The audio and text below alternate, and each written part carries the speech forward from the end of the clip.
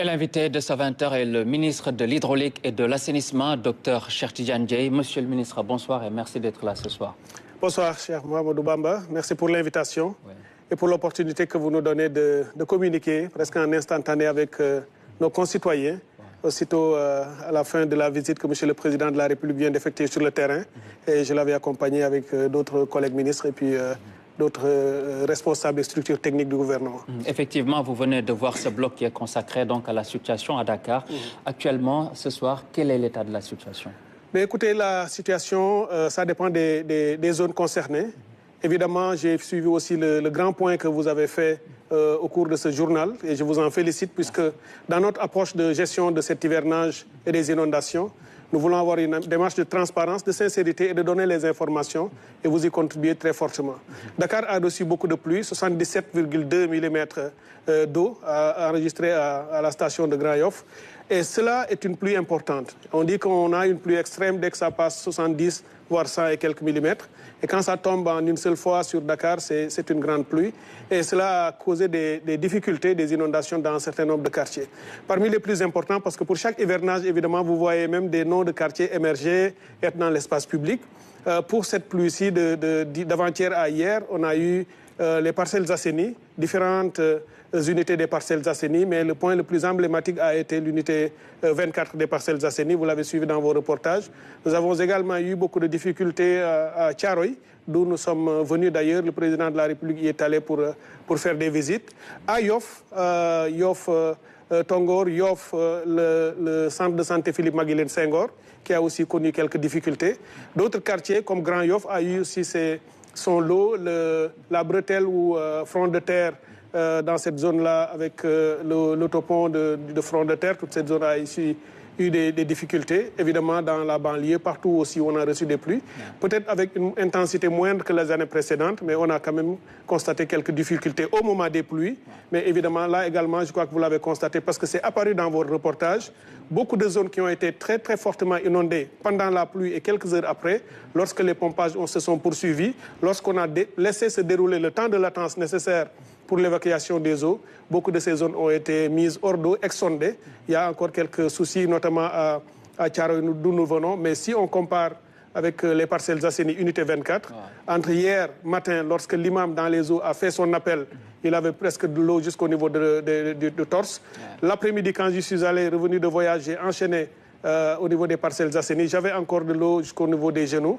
Mais vers 22h et au petit matin, on n'avait plus d'eau dans le quartier. Les pompes ont continué à tourner et cela a évacué l'eau. Le centre de santé Philippe Maguilène Senghor également, l'hôpital a été réouvert quelques heures après le passage des eaux, ce qui a permis de reprendre le travail. Mais à Thiaroye, au moment où nous nous parlons, il y a beaucoup de difficultés, notamment le cimetière qui est complètement inondé. Il y a certes une station de pompage de l'ONAS qui est en train de tourner, qui est de 300 mètres cubes heure.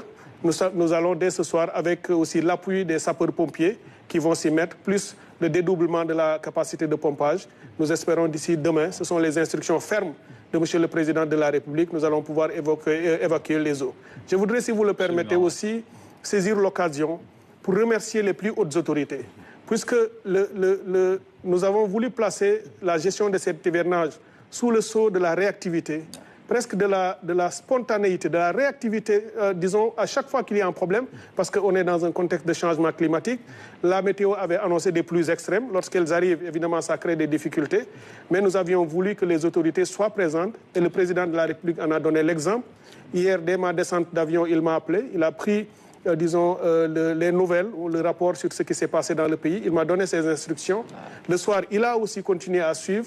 Et aujourd'hui, il a décidé d'aller lui-même sur le terrain, après avoir donné des instructions à M. le Premier ministre, qui ce matin nous a convoqués, ce samedi matin à la primature, pour tenir avec nous une réunion de coordination, pour évaluer le dispositif en place sur le terrain et leur fonctionnement, pour voir là où il faut renforcer, essayer même de mutualiser davantage les interventions des différents acteurs pour être plus réactifs et avoir plus de résultats. Je crois que c'est une démarche qu'il faut saluer.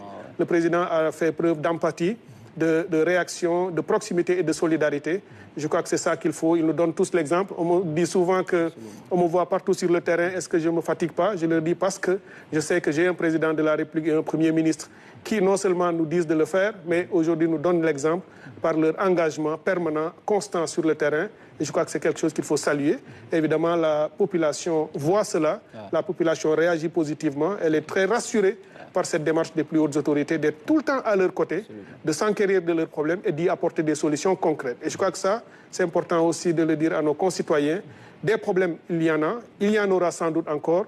Mais à chaque fois qu'il y en a, vous aurez un État, un président, un Premier ministre et des ministres, un gouvernement qui sera à l'écoute, qui va avoir une démarche orientée solution pour pouvoir atténuer les difficultés, en attendant bien entendu maintenant d'enchaîner dans les solutions durables et structurantes les années à venir. Effectivement, vous l'avez dit, donc tout le dispositif sera évalué la semaine prochaine avec Monsieur le Premier ministre Ousmane Sonko. Mais il y a eu des dégâts, il y a eu des sinistrés. Quel est le plan de riposte et notamment la prise en charge de ces sinistrés?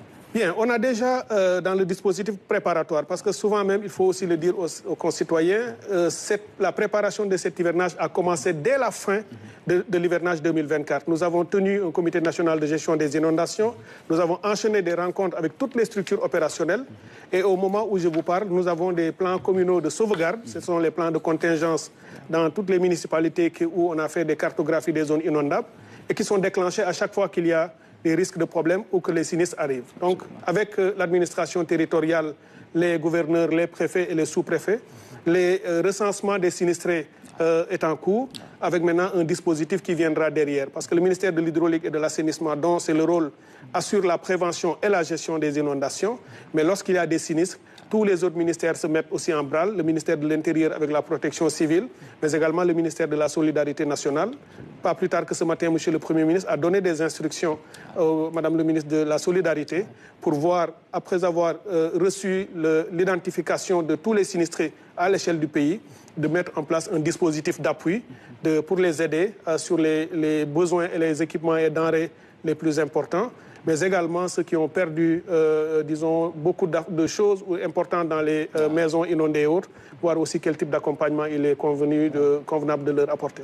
Avant de voir la situation dans les régions à l'intérieur du pays, on vous a vu très tôt, juste après votre nomination, prendre les devants, anticiper sur la question des inondations.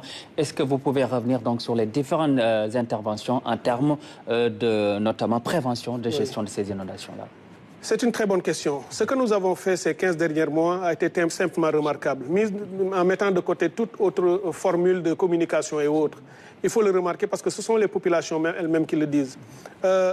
Il y a eu beaucoup de choses qui ont été faites ces dernières années. Ces 12 dernières années, il y a eu beaucoup d'interventions. Il y a eu énormément, vous entendez souvent parler des 766 milliards dépensés depuis 2012 dans la gestion des inondations. Aujourd'hui, d'ailleurs, il y a un rapport qui a été commandité par M. le Premier ministre, qui est sur sa table, qu'il est en train d'exploiter, et qui sera rendu public, qui montrera effectivement l'inefficacité de la gestion des inondations ces dernières années. Ce que nous avons fait ces 15 derniers mois, c'est après avoir fait le diagnostic et le constat, nous sommes arrivés sans doute au pouvoir aussi avec une vision qui est celle du président de la République, qui nous a imprimé l'axe et l'orientation, à partir de laquelle nous avons travaillé avec nos équipes pour structurer une nouvelle démarche. La première, évidemment, comme je l'avais dit, c'est l'anticipation. On a trouvé une sorte d'éclatement, disons, de toutes les dynamiques de lutte contre les inondations. Il y a beaucoup de structures qui ne convergeaient pas forcément. Nous avons fait en sorte de mutualiser, d'enlever toutes les démarches en silo. Nous avons décloisonné l'espace pour que les interventions soient les plus coordonnées possibles, avec plus d'efficacité, mais orientées résultats. Partout où nous allons, nous faisons en sorte que les collectivités locales soient présentes, l'administration territoriale soit là, tous les techniciens présents, mais également les acteurs communautaires, pour poser et diagnostiquer les problèmes sur la table et pouvoir y apporter des solutions. Aujourd'hui, si vous voyez dans beaucoup de régions du pays, des interventions ont été faites, on a ressenti moins de difficultés qu'avant. C'est le cas un peu à Ziguinchor, c'est le cas aussi à Bignona où on a fait des canalisations. Pour le moment, c'est des solutions d'adaptation. Après l'hivernage, nous allons vers des canaux bien plus structurés et conformes aux normes techniques et standards. Nous en avons à Kaffrine. L'année dernière, il y a eu beaucoup d'inondations dans certaines zones, à Diamaguène notamment. Cette année, nous avons anticipé et les choses fonctionnent. Et autrement dit, sans cela, la situation aurait été pire. C'est ça qu'il faut comprendre. Touba, je n'ai pas forcément besoin de revenir. Nous l'avons constaté ensemble lors du Magal et au-delà. Évidemment, nous continuons de prier et nous allons rester saisis sur le terrain puisque l'hivernage est à son presque le milieu. Et avec le changement climatique, ça ira sans doute jusqu'en fin octobre. Mais nous allons continuer à le faire. Toutes les régions, il y a eu des difficultés à Saint-Louis, mais elles sont en train d'être prises en charge. Et nous surveillons de très près tout ce qui va se passer dans les prochains jours à Matam, mais également dans la région de Tambacounda, notamment à Bakel, où le niveau du fleuve monte et on risque des débordements. Mais là aussi, nous sommes en train de regarder les solutions par les endiguements et aussi comment utiliser cette eau pour qu'elle ne cause pas des problèmes, mais au contraire, qu'on l'utilise pour l'agriculture. Et justement, Monsieur le ministre, vous nous permettez même d'aller à Tambacounda, 24 heures après donc, les inondations, les eaux